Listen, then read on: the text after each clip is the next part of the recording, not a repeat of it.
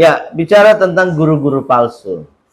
Nah, guru palsu itu biasanya ajarannya palsu, tujuannya pun bukan untuk mengajar atau melayani orang lain. Jadi kalau lihat ada di gereja atau di dalam masyarakat, ada orang yang orientasinya itu cuman uang, atau juga jabatan, atau juga nama baik, atau juga hal-hal yang lain. Nah, itu guru yang palsu. Tetapi guru yang benar adalah orang-orang yang orientasinya benar, tujuannya benar. Memang mengajar itu untuk mencerdaskan orang lain, untuk membimbing orang lain percaya kepada Yesus. Kalau lihat di gereja, contoh ya, ada pendeta-pendeta atau juga hamba-hamba Tuhan yang menurut kita secara pribadi, kok kayak gitu sih dia? Kenapa kayak gitu ya? Kok omongannya nggak bisa dipercaya? Kok kenapa mulutnya kayak gitu bocor? Kok kenapa sifatnya kayak begitu? Kok kenapa dia tidak melayani dengan baik? Kalau dia yang dilayani adalah orang kaya, dia cepat duluan.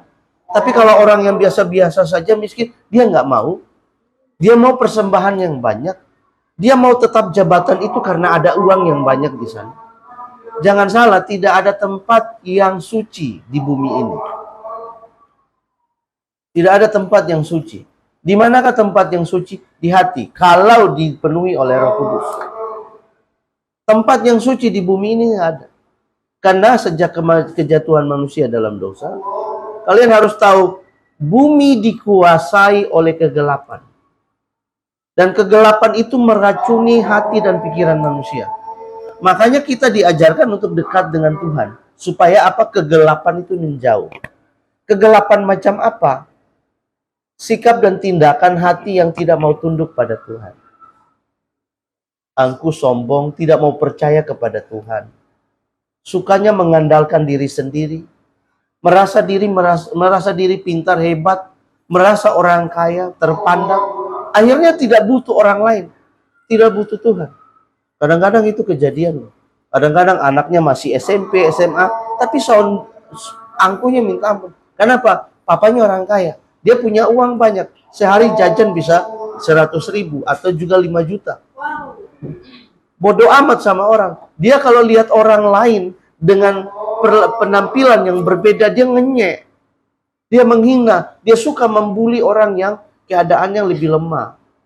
Makanya kalau lihat di sekolah-sekolah yang kaya itu, geng-geng anak kaya itu sering sekali kalau mereka tidak baik, maka perilakunya apa? Suka ngenyek yang miskin. Atau hidupnya biasa saja. Itu luar biasa. Kalau kita sering nonton film-film Amerika atau Korea atau Jepang, itu bullying di sekolah itu luar biasa. Sampai muridnya berani bunuh diri loh.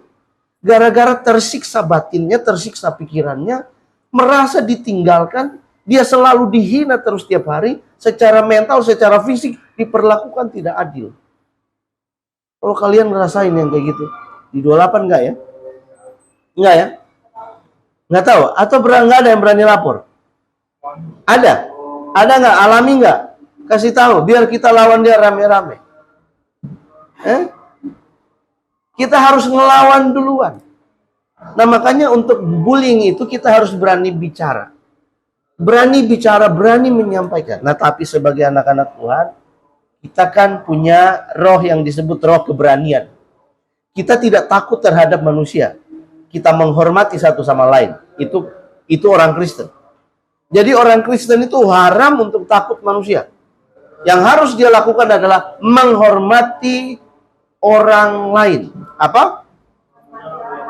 Jadi kalau takut terhadap orang lain, nggak usah. Takut apa-apa yang mau ditakut terhadap manusia.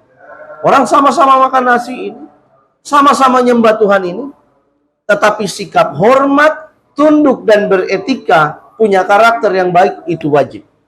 Wajib. Ada 5 hukum yang harus diikuti oleh anak-anak. Yang pertama, 1, kembalikan barang. Jika kamu ambil dari tempatnya, kembalikan ke tempat.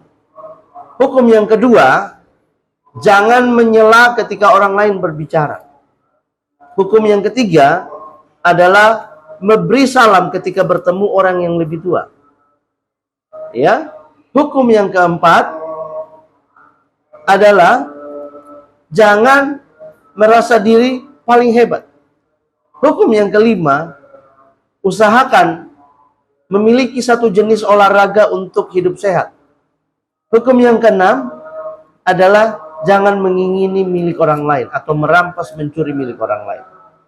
Itu harus menjadi karakter hidup kita. Makanya guru-guru yang baik harus mendidik anak-anak itu dengan cara yang baik. Baik cara yang lembut ataupun cara yang tegas. Jadi kalau Pak Abraham agak tegas, itu bukan saya benci sama kamu.